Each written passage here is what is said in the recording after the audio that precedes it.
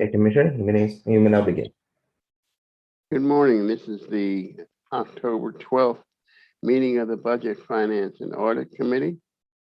I'm Rick Nelson, Chair of the committee.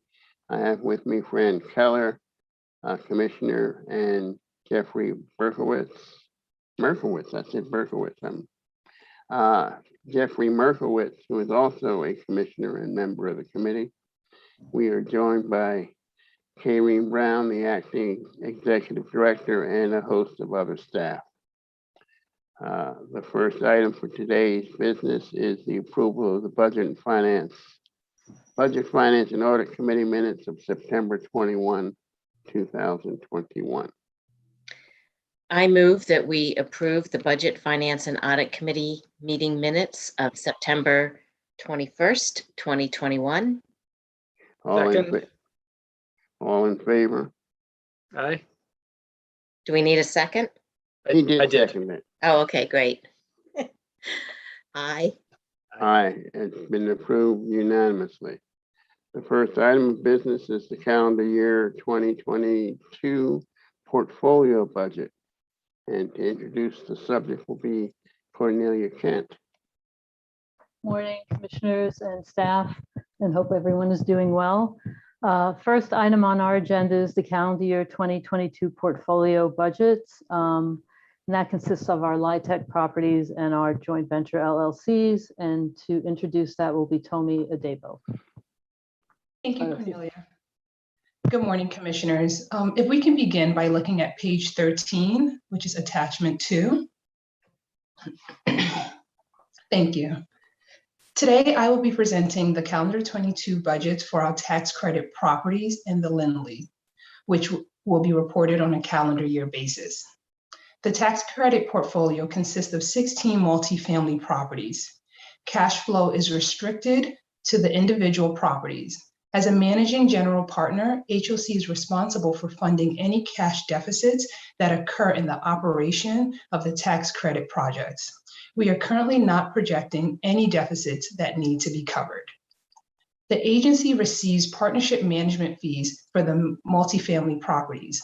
The FY22 budget projects that the multifamily properties will generate approximately $156,000 in partnership management fees, which is an increase of $2,550 or 1.7% above the anticipated fees in calendar 21. I'd like to point out some key points from your packet. The 6 properties that are shaded peach are properties that have or will be re-syndicated or commence renovation during calendar 22. Properties in this category have higher than normal vacancies to support renovation efforts. We will place the reserve contributions on hold during the period, and the debt payments will be incorporated into the development budgets. The calendar 22 budget assumes rent increase of 1.4% in accordance with the county executive's voluntary rental guidelines published in February. Rents at Arcola, Bower Park, Forest Oak, Shady Grove, Georgian Court, and Waverly are budgeted to increase at or below the 2.5% OCAF. If we move on to the next page, attachment 3, you can see from this chart that the operating income projects modest increases for 5 of the properties. This includes Bower Park in Green Spring, which are projected to increase 14.6% and 8.6% due to higher rents and lower vacancies, and an increase at Fenton of 13.5% as a result of the property reaching stabilization and a master lease of retail space. Forest Oak and Tanglewood are projecting decreases due to removing the county grant, removing the transfer from the county grant to cover the cost of the counselors. If we look at attachment 4, page 15, operating expenses are expected to increase for 7 properties. The increase is ranging from 0.4% to 12.9%. This is expected at Alexander House due to higher insurance and bad debt, offset by lower case management. With Bauer, we are expecting higher admin and tenant service costs offset by lower maintenance expense. At Greenspring and the Lindley, this is due to higher admin, maintenance, and insurance expense. And with Waverly, we are expecting increases in admin, utility, maintenance, and insurance costs countered by lower COVID expenses.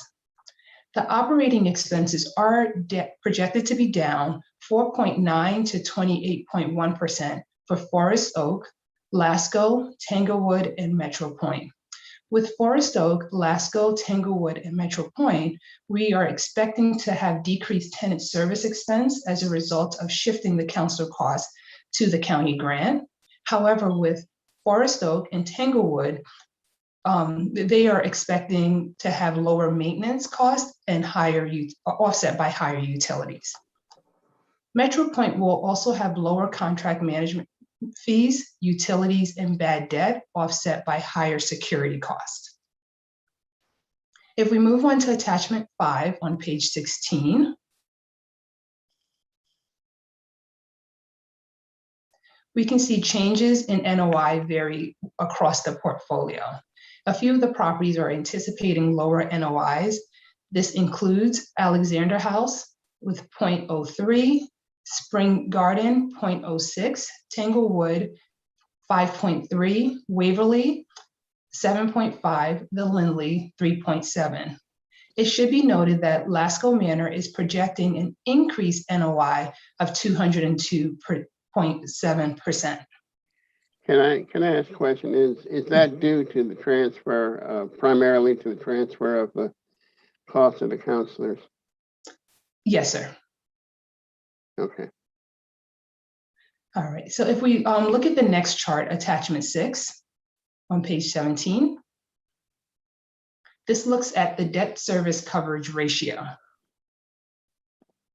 The minimum debt service coverage ratio requirement is 1.00% or higher, and we are projecting this to be achieved for all of the properties with the exception of the Lindley.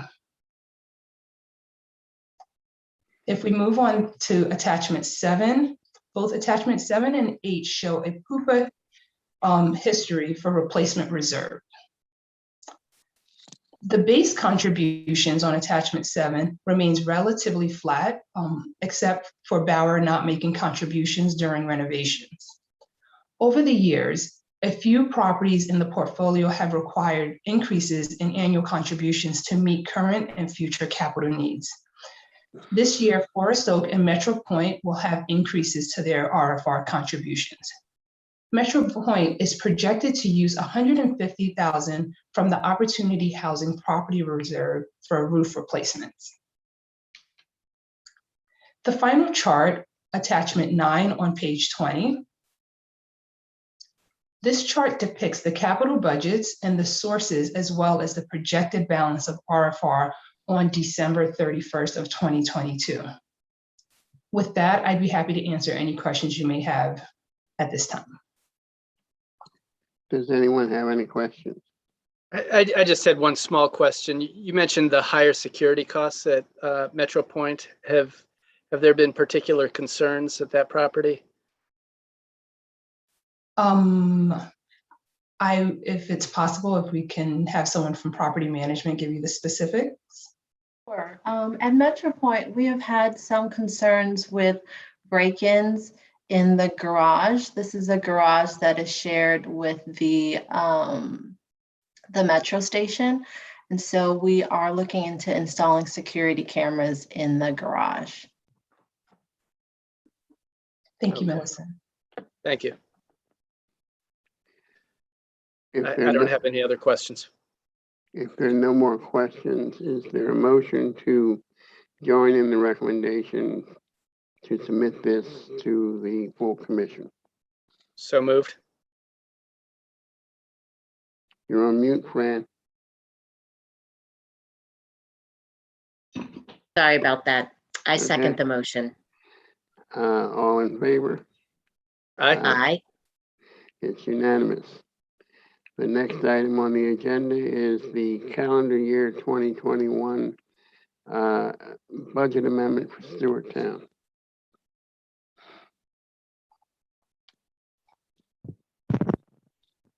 Actually, I think the next item is the I'm sorry. count, and that's County okay. budget. The FY23 county operating budget. Oh, Um, I'm sorry, I skipped it. No, no worries. And Tomi Adebo, our Assistant Budget Officer, is going to go ahead Here. and present that as well. Sorry about that. And we're on page 21. Thank you. The county FY23 operating budget submission is due on October 29th.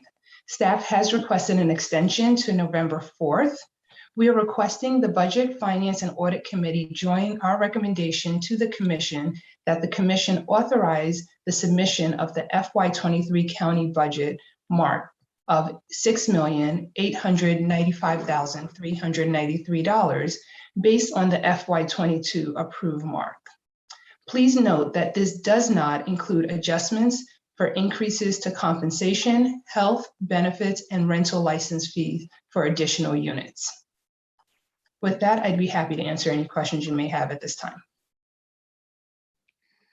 Are there any questions? Any questions? If not, I'll entertain a motion.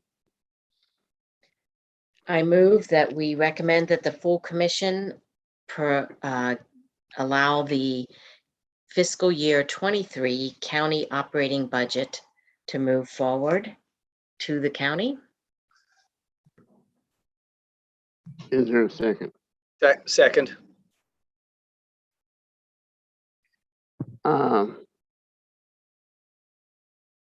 Isn't it 22? 23. It's 23. Okay. All in favor?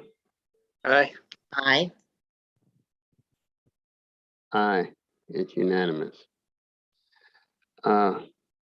Now I think, Cornelia, I can go to the calendar year 2021 Stewarttown. Thank you, Commissioner Nelson. And this is our last item on the agenda, and it's the calendar year 2021 budget for Stewarttown. And again, Tomi Adebo, our Assistant Budget Officer, will go ahead and present. Thank you, Cornelia. We're presenting a calendar 21 HOC at Stewarttown Homes budget amendment.